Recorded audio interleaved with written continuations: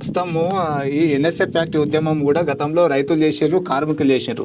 First time బోధన యువత youth మొత్తం కూడా ఎన్ఎస్ఎఫ్ ఫ్యాక్టరీ మీద ఇప్పుడు ఎక్కడ కూడా యూత్కి ఎక్కడ వెళ్ళి పని చేద్దామన్నా కూడా ఏ పరిస్థితి లేదు. అంత వలస వెళ్ళి దుబాయ్లకు, హైదరాబాద్కు వెళ్ళి పని చేసుకుంటున్న సందర్భం. ఫ్యాక్టరీ ఓపెన్ అయితే మా ఇలాకాలో మేమే పని చేసుకుంటామని చెప్పేసి అనే విధంగా చక్కటి సౌర్స్ అండి.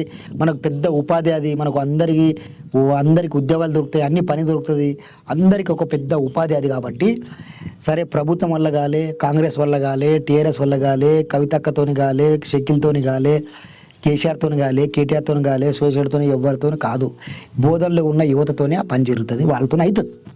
వాళ్ళు ముందుకు వచ్చి పోరాటం మొదలు పెడితే తప్పకుండా మనం సాధించగలుగుతాం. అందుచేత మీరు తక్షణమే మంచి ఒక ప్లాన్తోని, ఒక విజన్తోని ప్లాన్ చేసుకుని ఉద్యమం మొదలు పెట్టండి. మా అందరు రైతులందరూ కూడా మీ వెనుకొస్తారు, ప్రజలు వస్తారు మీ వెనకాల.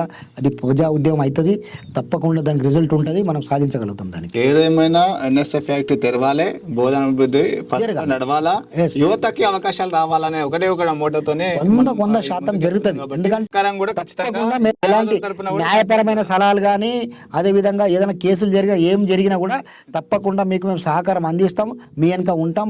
మీ ఉద్యోగాలు మేము కూడా మీ అంటే బోధనకి ఇలాంటి ఎన్ఎస్ఎఫ్ ఫ్యాక్టరీ తెరవాలి, యువతకు అవకాశాలు రావాలని చెప్పేసి చాలా మట్టుకు కూడా అక్కడ ఉన్న న్యాయవాదులు కానివ్వండి, యువత కానీ, ఆల్ పొలిటికల్ లీడర్స్ కానివ్వండి, అందరూ కూడా ఎన్ఎస్ఎఫ్ ఫ్యాక్టరీ ఎప్పుడు తెలుస్తుందా, మా జీవితాలు బోధన్ ముఖ చిత్రం ఎప్పుడు మారుతుందా అని చెప్పేసి వేచి ఉన్న సందర్భంలో యువత ఒక చక్కటి ఆలోచనతో కానీ, ఒకవేళ దీక్షలు కానీ చేపడితే మా మద్దతు, మా సహకారం ఉంటుందని చెప్పేసి ఈశ్వర్ గారు అయితే అంటున్నారు.